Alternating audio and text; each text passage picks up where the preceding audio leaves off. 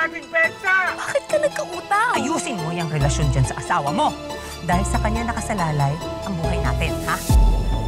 Yung tablet ko naiwan ko kay La Francis. Nandun yung unedited video ni Venice. Kung saan niya inamin na may affair siya. Unlike you, James is a good man. He's better than you. Hindi pa rin nakikita yung tablet ko. Pirang buhay to. Ang daming problema. Okay, pasyente! Tumatangas! Habulin niyo! Hindi ako baliw! Ano ba yung pagkain yan? Mas nauna kaming umorder ah. Hintayin nyo na yung order nyo. Down na lang kami. Sir, pinagsasantukan po! The manager of this restaurant. Baka naman madadaan natin to sa malumangin na usapan. Sir Francis, manager ka dito? Kaka, hindi ka magaling sa trabaho. Gulo-gulo sa punch mo. Sir, gusto mo tulungan kita? Kuya Denso, Kuya Berting, kayo na pumala sa pag-iihaw. Tapos Sir Francis, nung kasakaha. Dali. Ako? Oo, kailangan pakita ka sa mga customers para kumalma sila. Pakita mo nga lang yung dimple mo, kakalma sila eh. Sa totoo lang, kasalanan mo naman kung bakit siya nabinto. Mga hayop kayo! Mga hindi ka talagang pagkain ka! Gusto mo na ba siya?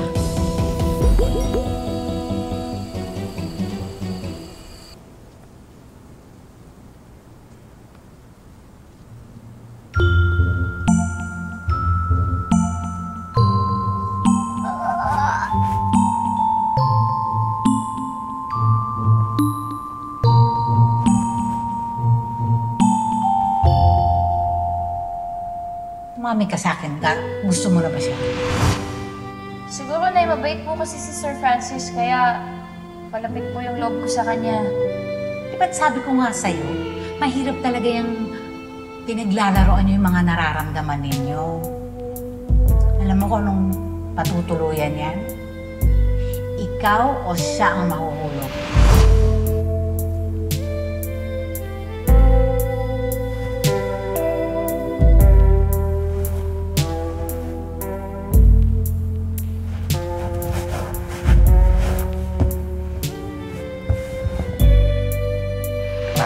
You don't have to do this. Sir Francis, gusto ko talagang tumulong.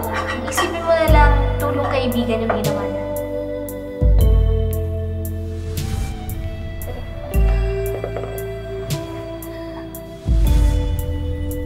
Excuse me. Sorry. Sir, Ako na magsasabi.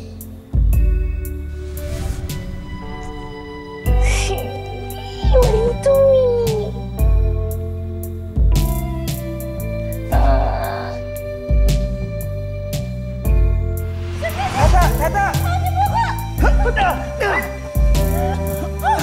Francis!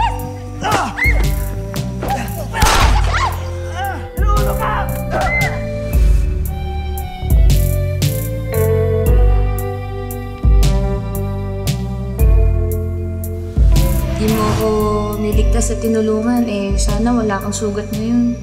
Gusto kumain ka na. Sakit nga yung tigaliran ko. Ako na. Nga. Oo. Yan. Manamit? Hanamit. Alam mo, nung una akala ko, problema lang ang dadalhin mo sa akin. Pero nagkamali ako. Kabuot sa imo. Swerte kung sino mang mamahalin mong tao, tata.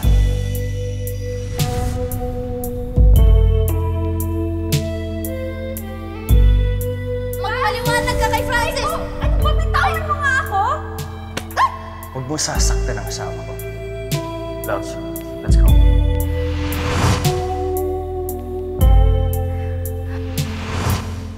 At hindi lang yun. Alam ko kung gaano niya pinapahalagan at minamahal ang pamilya niya. Kasama ninyo, kinakilig ka? Kinikilig naman sa inyo.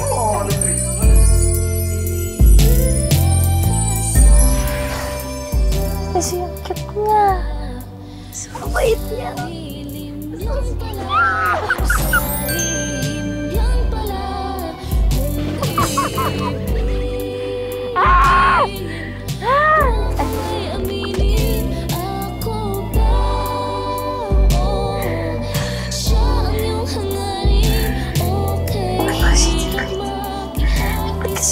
Niya. Sa pogi niya. Hindi ko na kaya.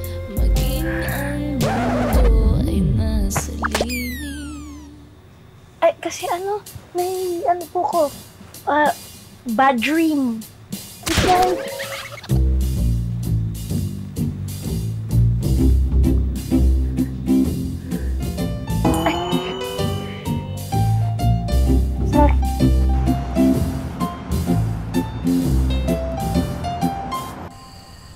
You know, you surprised me. Bigla mo akong inaya, tas dito pa? Ano meron? Alam mo naman ikaw lang pinagkakatiwala akong kaibigan eh. Pati nga sekreto ng pamilya ko, alam mo. Alam mo, interesado talaga ako makilala yan si Tata. Parang silang iisang tao sa unang tingin. Pero pag nakilala mo sila ng gusto, magkaiba sila.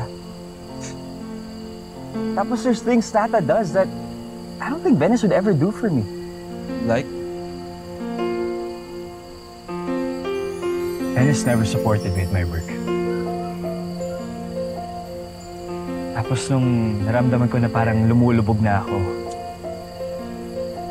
Tata was there to help me back up. Sir, gusto mong tulungan kita? You don't have to do this. Sir Francis, recipe ko to. At gusto ko talagang tumulong. Sir Francis, lumasa ka ha. Dali. Ako? Oo. Kailangan pakita ka sa mga customers para kumalma sila. Pakita mo nga lang yung dimple mo, kakalma sila eh.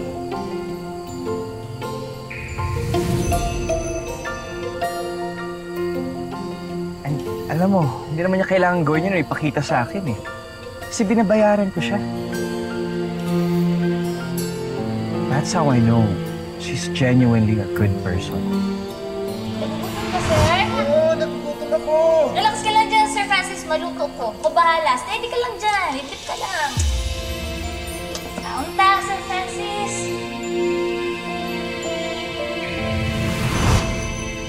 Bro, wait lang ah. Don't tell me you're falling in love with her. Delix tayo dyan, bro. Kasal ka kay Venice.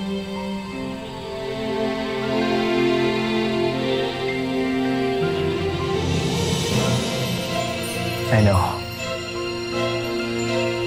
And I'm loyal to Venice. I would never cheat on her. Alam mo, makita ko na yung ganyan mo eh. Alam ko na yan eh. Sayang lang, no? Kung nauna mo na nakilala si Tata, sobrang layo ng ugali niya kay Venice.